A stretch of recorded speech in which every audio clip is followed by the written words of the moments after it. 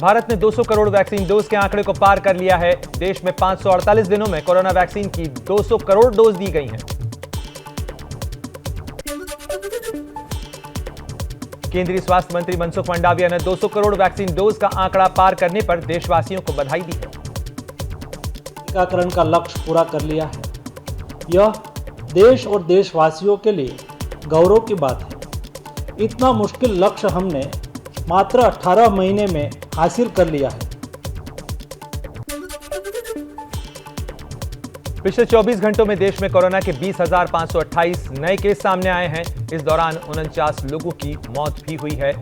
भारत में कोरोना के सक्रिय मामलों की संख्या 1,43,000 से ज्यादा हो गई है। छत्तीसगढ़ की भूपेश बघेल सरकार में पंचायत मंत्री टीएस सिंहदेव ने इस्तीफा दे दिया है। उन्होंने काम न करने देने और विभाग में दखलंदाजी का आरोप लगाते हुए इस्तीफा दिया। आज शाम इस सिलसिले में 7 बजे छत्तीसगढ़ में कांग्रेस विधायक दल की बैठक बुलाई गई है। टीएस सिंहदेव छत्तीसगढ़ कांग्रेस के कद्दावर नेता हैं और मुख्यमंत्री भूपेश बघेल के साथ 17 दिसंबर 2018 को उन्होंने शपथ ली थी। टीएस सिंहदेव छत्तीसगढ़ सरकार में पंचायत और ग्रामीण विकास मंत्री थे। टीएस सिंहदेव के इस्तीफे के बाद बीजेपी ने कांग्रेस पर हमला बोला है। पूर्व मुख्यमंत्री रमन सिंह ने कहा, छत्तीसगढ़ में महाराष्ट्र से भी बुरी हालत, महाराष्ट्र से ज्यादा खराब स्थिति छत्तीसगढ़ में है। पहली बार कोई बोला है। अब मुझे लगता है इनके साथ देने के लिए सब दुखी है अंदर ही अंदर। छत्तीसगढ़ के सीएम भूपेश बघेल ने सिंहदेव से मतभेद सुलझा लेने का भरोसा दिया है। उन्होंने कहा कि इस्तीफा नहीं मिला है, फोन मिलाया था लेकिन लगा नहीं। एनडीए के उपराष्ट्रपति पद उम्मीदवार जगदीप धनखड़ ने गृह मंत्री अमित शाह से की मुलाकात। धनखड़ को मिठाई खिलाकर अमित शाह ने दी बधाई। धनखड़ को उम्मीदवार बनाए जाने के बाद आज बीजेपी अध्यक्ष जेपी नड्डा किसान नेताओं से मिले। किसान नेताओं ने धनखड़ को उपराष्ट्रपति पद उम्मीदवार बनाए जाने पर नड्डा का आभार जताया।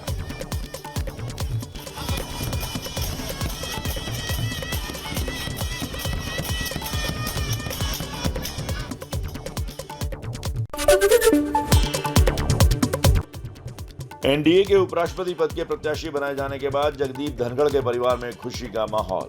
धनखड़ के पैतृक घर झुंझुनू में जश्न। उपराष्ट्रपति पद के उम्मीदवार बनाए जाने के बाद पीएम मोदी ने दी धनखड़ को बधाई। धनखड़ को बताया किसान पुत्र। ट्वीट कर कहा, धनखड़ जी को संविधान का गहरा ज्ञान है। उन्होंने हमेशा किसानों, युवाओं और महिलाओं के लिए काम किया। जगदीप धनखड़ को लेकर टीएमसी ने नहीं दी कोई प्रतिक्रिया। बंगाल सीएम ममता बनर्जी ने उपराष्ट्रपति चुनाव को लेकर 21 जुलाई को पार्टी सांसदों की बैठक बुलाई। धनखड़ को उपराष्ट्रपति उम्मीदवार बनाए जाने पर कांग्रेस नेता राशिद अलवी ने कहा, बीजेपी ने चुनाव को देखकर लिया है फैसला। बीजेपी कोई भी फैसला पार्टी हित में लेती है, देश हित में नहीं। राष्ट्रपति चुनाव के लिए दिल्ली में आज होगी एनडीए की बैठक। कल होने वाले राष्ट्रपति चुनाव के लिए दोपहर 3 बजे बुलाई गई है बैठक। राष्ट्रपति चुनाव में आम आदमी पार्टी विपक्ष के उम्मीदवार यशवंत सिन्हा को समर्थन देगी। दिल्ली में हुई बैठक में लिया गया फैसला। शिवपाल यादव ने अखिलेश यादव को चिट्ठी लिखी। राष्ट्रपति चुनाव में विपक्ष के उम्मीदवार यशवंत सिन्हा को समर्थन देने के फैसले पर फिर से विचार करने की अपील की। कहा, यशवंत सिन्हा ने मुलायम सिंह को आईएसआई का एजेंट कहा था। एनडीए की राष्ट्रपति पद उम्मीदवार द्रौपदी मुर्मू पर तेजस्वी यादव का निशाना। कहा, राष्ट्रपति भवन में मूर्ति नहीं बैठानी है। मूर्ति तो नहीं चाहिए, आप समझ रहे हैं, हम लोग राष्ट्रपति का चुनाव। वंचित बहुजन अघाड़ी के अध्यक्ष प्रकाश अंबेडकर ने यशवंत सिन्हा से राष्ट्रपति पद की रेस से बाहर होने का अनुरोध किया। बोले, द्रौपदी मुर्मू के पक्ष में वोट देने के लिए हर दल के अनुसूचित जाति और अनुसूचित जनजाति के सदस्य तैयार हैं। मध्य प्रदेश में 11 नगर निगम चुनाव के आज नतीजे आएंगे। 36 नगर पालिका और 86 नगर परिषद के लिए भी मतगणना जारी है। भारत और चीन के बीच 16वें दौर की सैन्य कमांडर स्तर बातचीत जारी। पूर्वी लद्दाख सीमा पर मौजूदा गतिरोध को दूर करने के लिए हो रही है यह बातचीत। एलएसी के भारतीय क्षेत्र में चुशुल मोल्डो में बैठक जारी। भारत पाकिस्तान सीमा पर एक बार फिर दिखा ड्रोन वाली साजिश, मंगूचक इलाके में नजर आया ड्रोन। सांबा सेक्टर में सुरक्षा बलों का सर्च ऑपरेशन जारी। नवीन जिंदल के घर के बाहर पुलिस की गाड़ी पर पथराव से दिल्ली पुलिस का इनकार, कहा दूसरी गाड़ी के गुजरते वक्त पत्थर छिटक कर लगा। नवीन जिंदल ने पथराव का आरोप लगाया था। हरियाणा के हिसार में टल गया बड़ा रेल हादसा, साजिश के तहत किसी ने रेल की पटरी को उखाड़ दिया था। सिख फॉर जस्टिस ने ली जिम्मेदारी, ट्रैक की मरम्मत कर ट्रेनों की आवाजाही को बहाल किया गया। हिमाचल प्रदेश के किन्नौर में बारिश के बाद कई नदी नाले उफान पर हैं। सांगला घाटी में तेज बहाव में चट्टानें भी बही।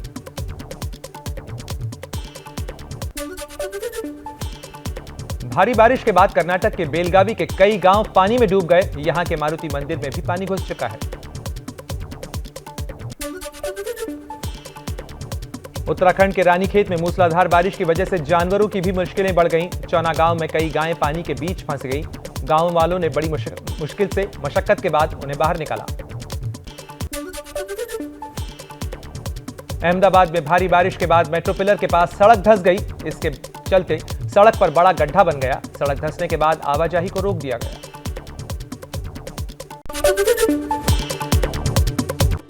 राजस्थान के नागौर में कचरा डिस्पोज के लिए बनाए गए गड्ढे में जमा पानी में डूबकर 4 बच्चों की मौत। खेलने के लिए निकले बच्चों का पैर गलती से गड्ढे में पड़ने से हुआ हादसा। बच्चों के शव पानी में तैरते देख ग्रामीणों ने पुलिस को सूचित किया।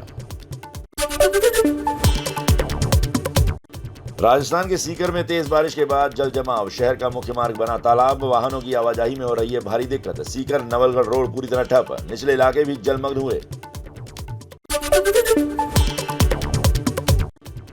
राजस्थान के सीकर में जल भराव से तंग आकर एक शख्स टावर पर चढ़ा। जल भराव की समस्या से निपटने के लिए लिखित आश्वासन मिलने के बाद नीचे उतरा युवक। तमिलनाडु के कोयम्बटूर में भारी बारिश के बाद नदियां उफान पर, तटबंध तोड़कर नदियों का पानी रिहायशी इलाकों में पहुंचा। बाढ़ की भयानक तस्वीर सामने आई है। तेलंगाना के पेडापल्ली में भी भारी बारिश से तबाही, मकानों से पानी निकलने के बाद बर्बादी की तस्वीरें सामने आई। घरों और दुकानों में पानी भरने से हुआ नुकसान। यूपी के गोंडा में बारिश के लिए इंद्र देवता के खिलाफ युवक ने थाने में की शिकायत। गोंडा में बारिश नहीं होने की वजह से किसान धान की रोपाई नहीं कर पा रहे।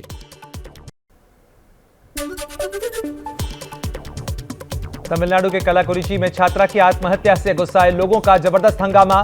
लोगों ने की स्कूल बस में तोड़फोड़ और आगजनी। स्कूल टीचर के परेशान करने पर छात्रा ने दी थी जान। आंध्र प्रदेश के विशाखापट्टनम में एक फैक्ट्री में आग लग गई। शॉर्ट सर्किट से लगी इस आग में करोड़ों का माल जलकर खाक हो गया। लखनऊ के लुलु मॉल के बाहर सुरक्षा बढ़ा दी गई है। मॉल के पहले बैरिकेडिंग सख्त की गई है और गहरी छानबीन के बाद ही गाड़ियों को अंदर जाने दिया जा रहा है। साथ ही ड्रोन से भी निगरानी की जा रही है। लखनऊ के लुलु मॉल में नमाज के बाद अब हनुमान चालीसा पढ़ने का वीडियो आया सामने। लुलु मॉल में 2 युवक जय श्री राम का नारा लगाते हुए हनुमान चालीसा का पाठ करते नजर आए। पुलिस ने दोनों युवकों को भेजा जेल।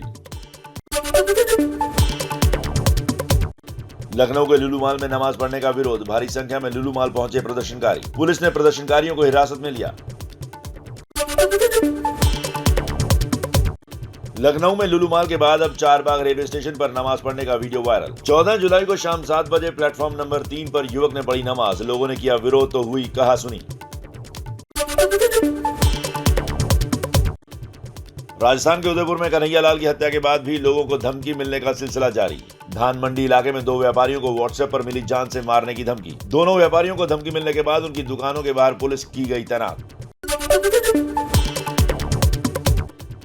पटना के फुलवारी शरीफ मामले में एक और गिरफ्तारी। बिहार पुलिस और यूपी एटीएस की संयुक्त टीम ने लखनऊ से नूरुद्दीन जंगी नाम के वकील को किया गिरफ्तार। पीएफआई और एसडीपीआई का सक्रिय सदस्य है आरोपी। पाकिस्तान के संपर्क में था नूरुद्दीन।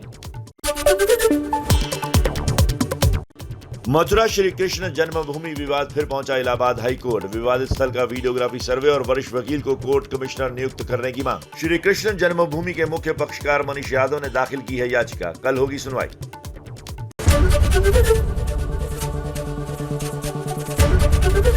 एबीपी न्यूज आपको रखे आगे।